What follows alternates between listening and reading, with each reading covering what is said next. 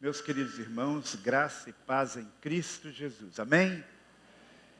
Que bom rever todos vocês que escolheram estar aqui hoje à noite para juntos cultuarmos ao nosso Deus. Nada se compara a esse nosso encontro presencial. E você que está em casa, que Deus também o abençoe. Esperamos, se você mora em Fortaleza, ter a oportunidade de ter você também aqui conosco, participando presencialmente do culto, e aqueles que moram em outros lugares, que a bênção do Senhor o acompanhe também onde você estiver. Meus queridos irmãos e amigos, hoje nós estamos encerrando aquela série que eu comecei no início do ano, que tem como tema seu passado, seu presente, seu futuro. E estamos encerrando com uma mensagem que tem como título Certezas quanto ao futuro. Certezas quanto ao futuro. Esta série seria incompleta se eu não compartilhasse com vocês sobre o que a Bíblia diz acerca das certezas que nós podemos, e eu diria mais do que podemos, que nós devemos ter em relação ao nosso futuro. A palavra certeza e futuro, as palavras certeza e futuro, parecem que não se encaixam bem na mesma frase. Porque o que nós muitas vezes sabemos, e já temos falado aqui sobre o futuro, é que grande parte do nosso futuro aqui neste mundo é absolutamente incerto. Nós podemos fazer planos, mas de fato nós não sabemos como será o nosso dia de amanhã. Porém, mesmo sem saber, com detalhes, o que vai nos acontecer, há duas grandes certezas que podemos, como cristãos, cultivar, que devemos cultivar. Certezas que nos dão esperança, certezas que nos dão força para viver o momento presente e suportar qualquer situação que venhamos a passar. Antes, porém, de apresentar essas duas importantíssimas certezas quanto ao futuro, eu quero fazer uma breve recapitulação daquilo que nós apresentamos ao longo de toda esta série. E eu faço isso para atiçar um pouquinho a sua curiosidade. Se você não ouviu os sermões anteriores, que você possa buscar aí no YouTube depois, e você possa então relembrar para você ter uma visão geral daquilo que Deus colocou no meu coração quanto a este tema.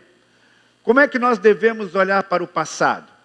Nós devemos colocar o nosso passado sobre a misericórdia de Deus. O passado é passado, não podemos mudá-lo.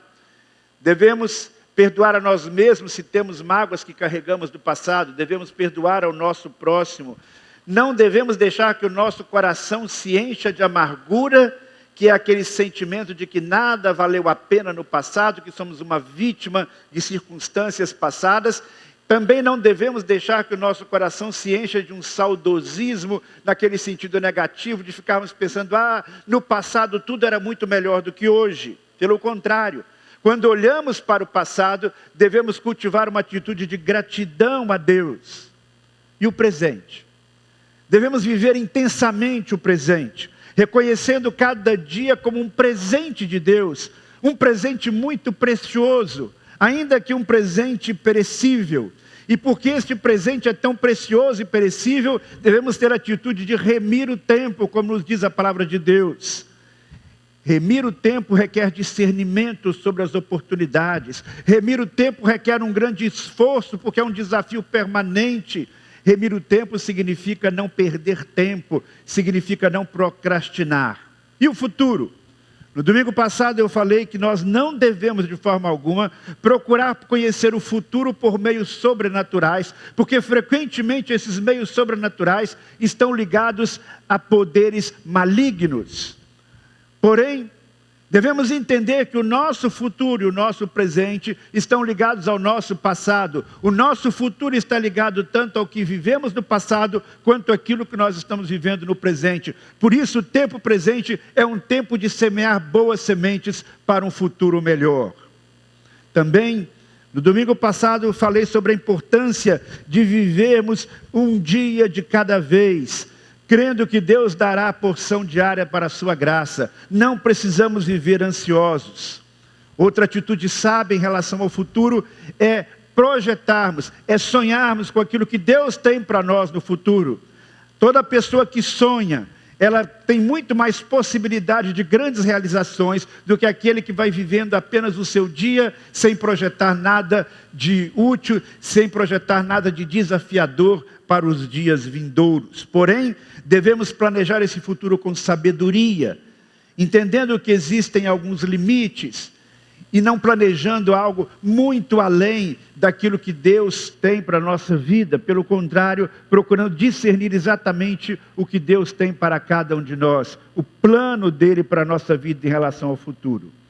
E terminei dizendo no domingo passado, que nós temos que aceitar o fato de que por mais que planejemos e sonhemos, até mesmo com sabedoria, existem situações fora do nosso controle, e nós não temos como prever com detalhes tudo o que nos acontecerá. Porém, há duas esperanças ou duas realidades que nós podemos ter absoluta convicção que serão realidades tanto no presente, uma realidade será uma realidade no presente e no futuro, e uma outra realidade será apenas uma realidade futura.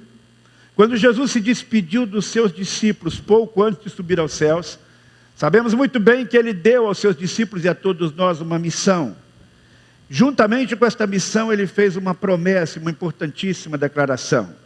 E nós vamos ler agora o texto que está em Mateus capítulo 28, os últimos versículos que encerram o livro de Mateus, versículos 19 e 20.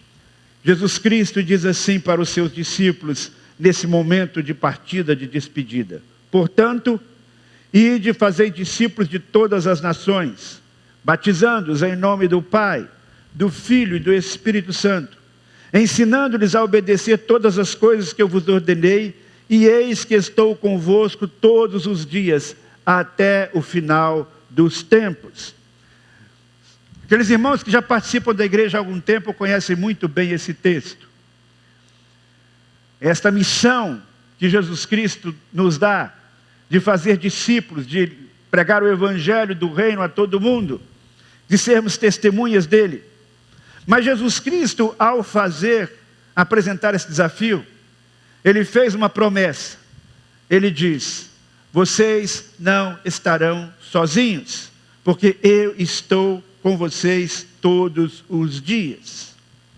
Como é que eu poderei descrever a grandiosidade desta promessa de Jesus Cristo? Como é maravilhoso saber que temos ao nosso lado Jesus, não aquele Jesus histórico, mas o Cristo da fé, o Deus eterno.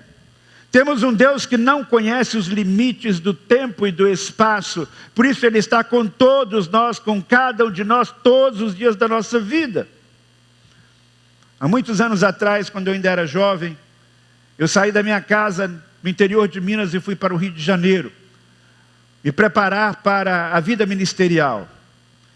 Foi uma experiência muito interessante, foi uma experiência nova, como a experiência de muitos jovens que saem da sua casa e vão para uma outra cidade estudar, iniciar uma nova etapa de sua vida.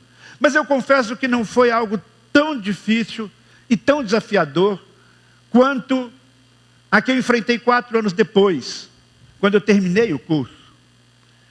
E eu precisava decidir para onde eu iria. E até poucos meses antes de terminar a minha etapa ali no seminário, eu de fato não sabia para onde Deus me mandaria. E surgiu então a oportunidade, um desafio para que eu pudesse ser um missionário no sertão da Paraíba. E como muitos de vocês já sabem, eu aceitei esse desafio que Deus colocou para mim. Naquela época eu ainda era solteiro. Naquela época eu tinha, na verdade, apenas uma namorada.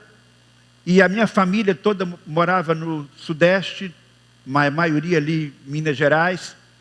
Então eu estava indo para um lugar que na minha concepção era muito longe. Era um lugar desconhecido. Mas uma coisa ficou muito firme no meu coração naquele tempo, especialmente naqueles dias, naquelas semanas que antecederam a minha partida. a certeza de que Deus iria me acompanhar. Eu me lembro claramente de orar a Deus e dizer: Senhor, eu vou para Itaporanga, eu vou para o fim do mundo, eu vou para qualquer lugar, mas eu quero ter absoluta certeza, absoluta convicção que o Senhor está indo comigo. Eu me lembro que as músicas que mais falavam ao meu coração naquela época eram músicas que prometiam a presença de Jesus ao meu lado. Onde quer que for, irei. Se o Senhor estiver comigo, eu estou pronto a aceitar esse desafio. E eu pedi a Deus: Senhor, eu quero sentir a tua presença durante o tempo que o Senhor tiver para mim, nesse novo lugar, nesse novo contexto, longe de tudo que me é conhecido. Eu quero que o Senhor seja muito real para mim. E eu digo para vocês que Deus me deu essa graça. Que Deus me deu esta bênção de poder, durante todo aquele tempo, de forma muito especial, sentir a presença de Deus. Foram mais de 4 anos ali de trabalho duro, mas um trabalho muito frutífero. Vi muitos sonhos sendo realizados. E apesar da saudade da família, de muitos aspectos da vida lá no sul, pois eu vivia numa cidade muito quente, seca mesmo. Sentia saudade das montanhas de Minas, sentia saudade da comida da vovó, sentia saudade de tantas coisas, mas a alegria e a certeza da presença de Deus ali foi algo muito real para a minha vida. Nós não podemos abrir mão desta convicção.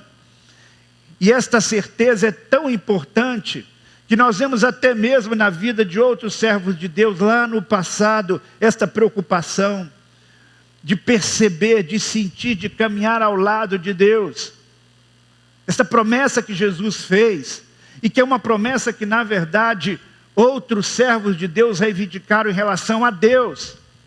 Ela é muito importante, meus irmãos. Lembra-se de Moisés? Moisés subiu ao Monte Sinai para receber as tábuas da lei.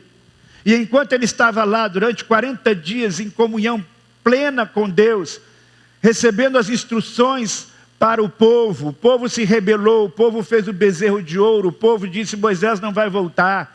E quando ele volta e vê aquela situação, ele realmente entra em crise, ele fica desesperado, e Deus também fica muito irritado com aquela situação. Há um castigo sobre o povo muito sério naquele contexto, e depois de tudo isso, Deus chama Moisés e diz: eu enviarei um anjo à tua frente, e expulsarei os cananeus, os amorreus, os heteus, os perizeus, os heteus e os jebuseus. Vai para uma terra que dá leite e mel, mas não irei no meio de ti, para que não te destrua no caminho, porque tu és um povo muito obstinado. Então Deus estava dizendo em resumo o seguinte: olha, vocês agora para frente vão comer o anjo, mas eu não vou mais no meio de vocês, porque eu estou muito irritado com um pecado tão sério que vocês cometeram. Como é que vocês dizem que um bezerro de ouro tirou vocês do Egito, depois de tudo que eu fiz por vocês?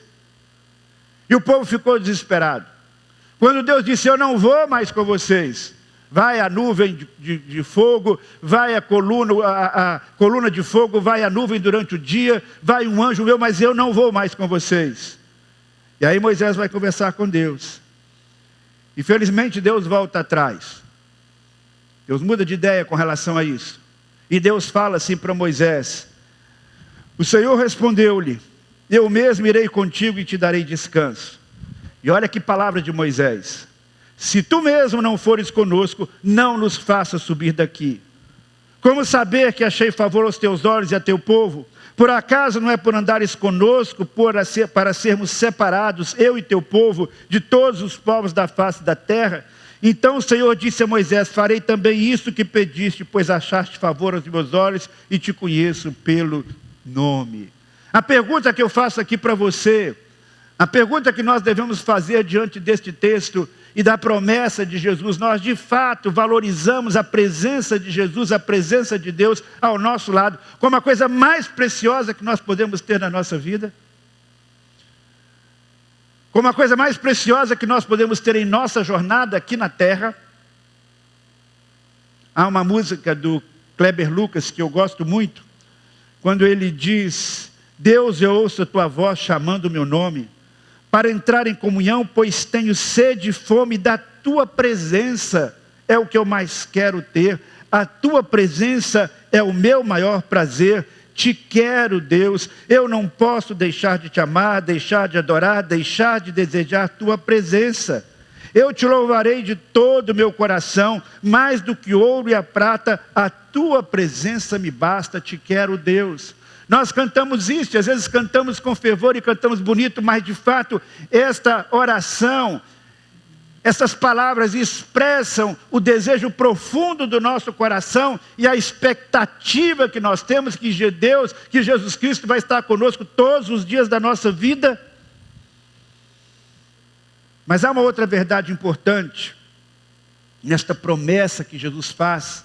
Uma promessa que é maravilhosa, mas ao mesmo tempo nos desafia, porque uma coisa é sabermos que Deus está conosco, outra coisa é desejarmos esta presença e buscarmos essa presença e sentirmos esta presença divina. Jesus Cristo diz: eu estou convosco todos os dias até o final dos tempos.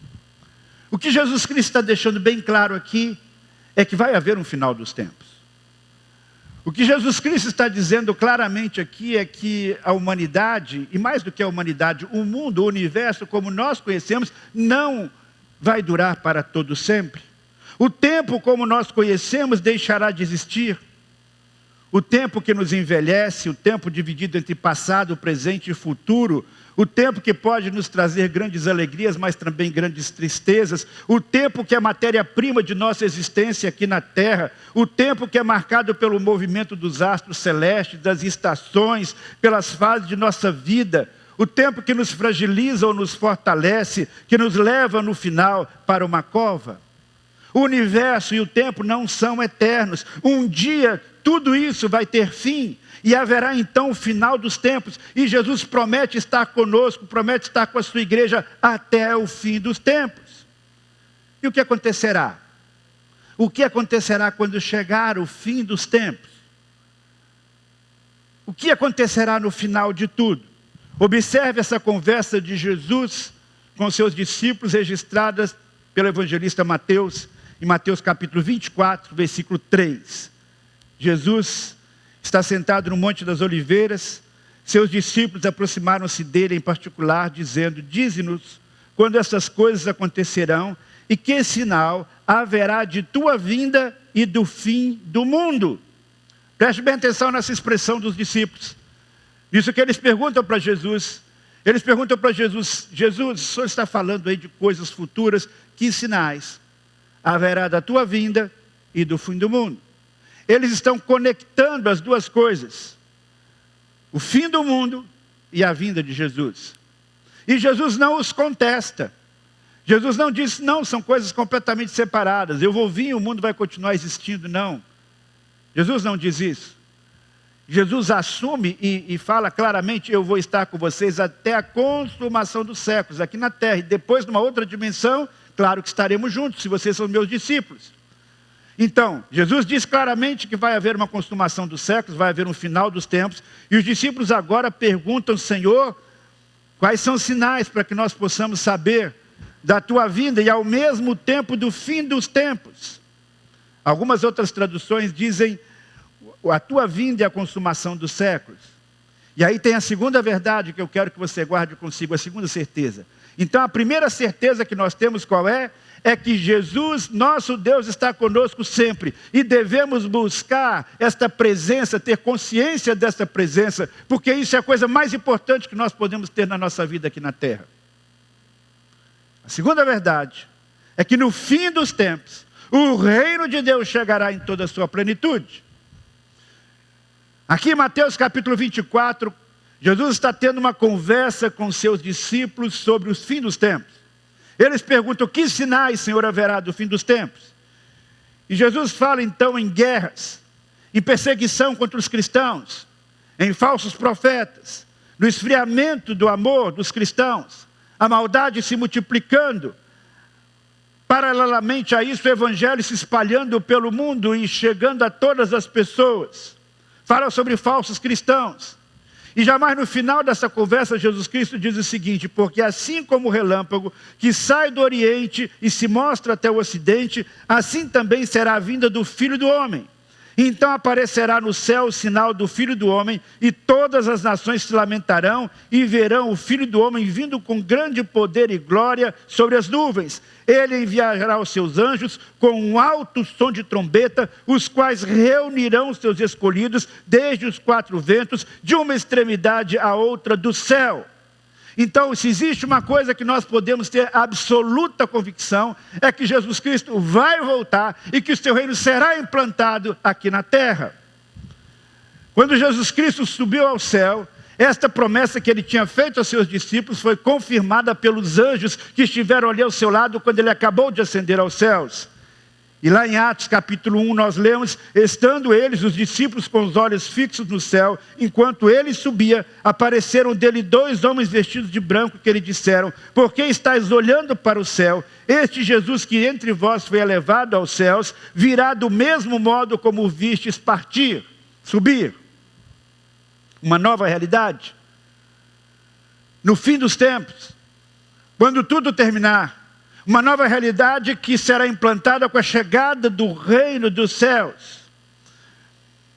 Neste reino, como nós cantamos aqui agora há pouco, não haverá choro, não haverá deslizamento de encostas, não haverá enchentes, não haverá mortes, não haverá crianças violentadas, não haverá discriminação, não haverá conflitos familiares, não haverá traições, não haverá enganos, não haverá pessoas sendo maltratadas, não haverá crianças perambulando pelas ruas, não haverá drogas, não haverá necessidade de policiamento, não haverá nenhum tipo de abuso.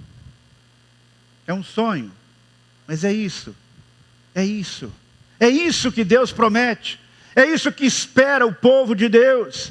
E daqui para lá, embora não saibamos muitas coisas sobre o futuro, porque o livro de Apocalipse nos revela parcialmente, nos revela através de enigmas algumas realidades, e a escatologia é um dos temas mais polêmicos de toda a teologia. É um dos temas em que os cristãos, mesmo os mais estudiosos, menos concordam entre si.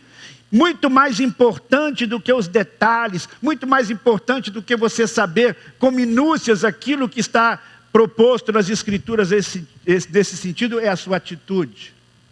Quando Jesus Cristo está falando sobre as últimas coisas, ele vai contando parábolas.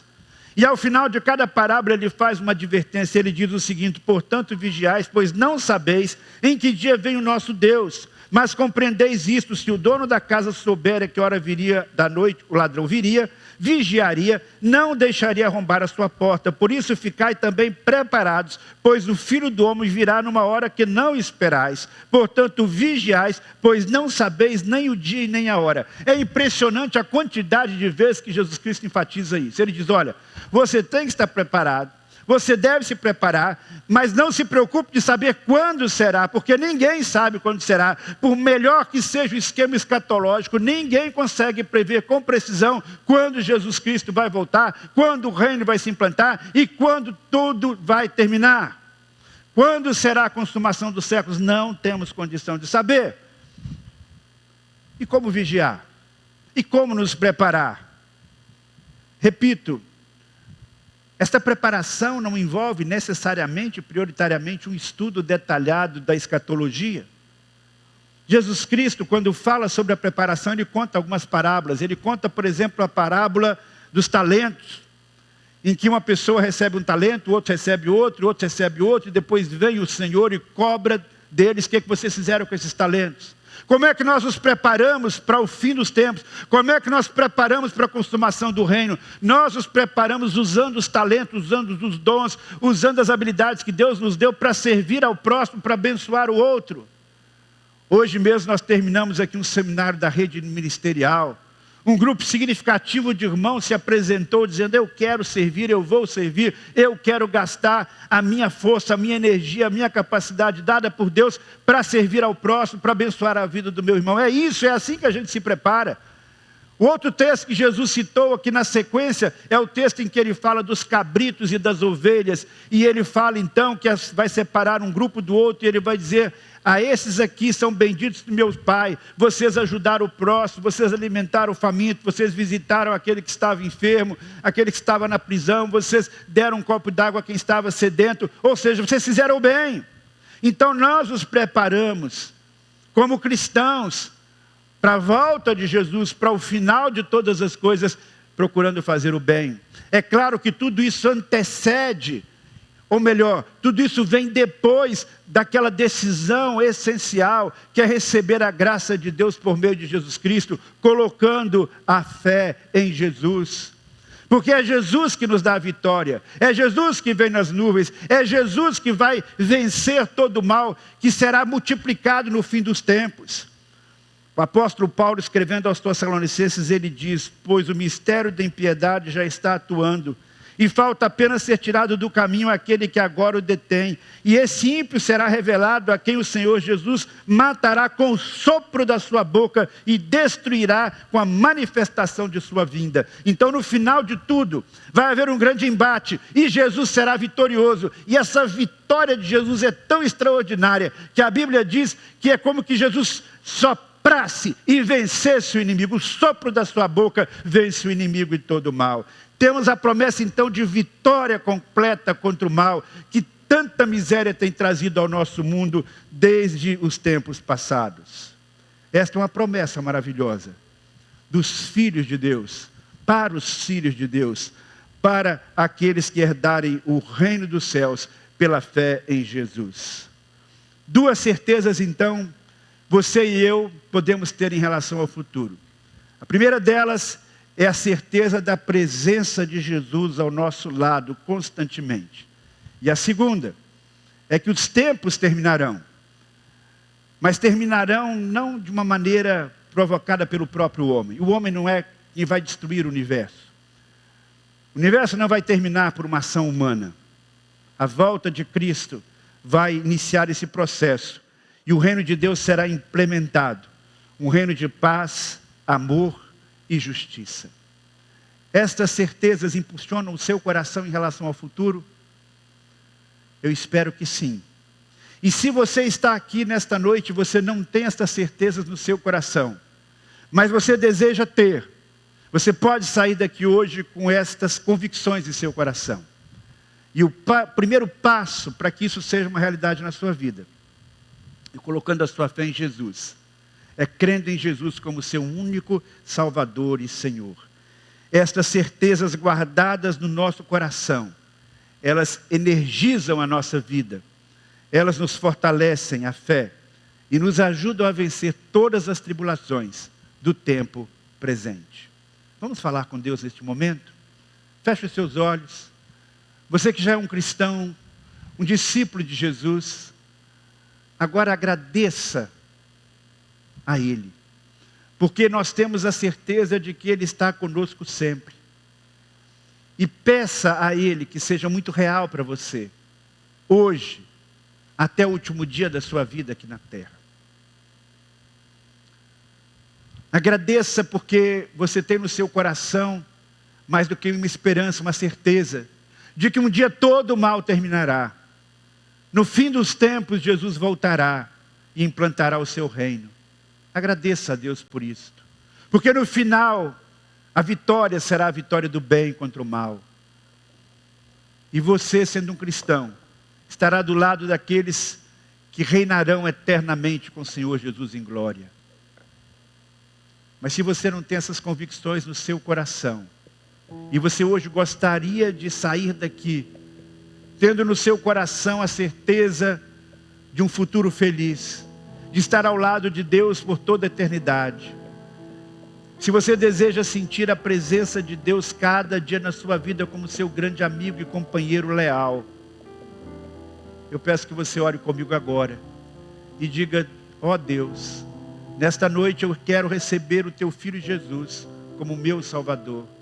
Eu quero ter a certeza da sua presença comigo durante cada dia da minha vida e por toda a eternidade. Eu quero ter no meu coração essa esperança de um mundo, de uma vida, de um futuro melhor. E eu oro a Ti em nome de Jesus. Amém.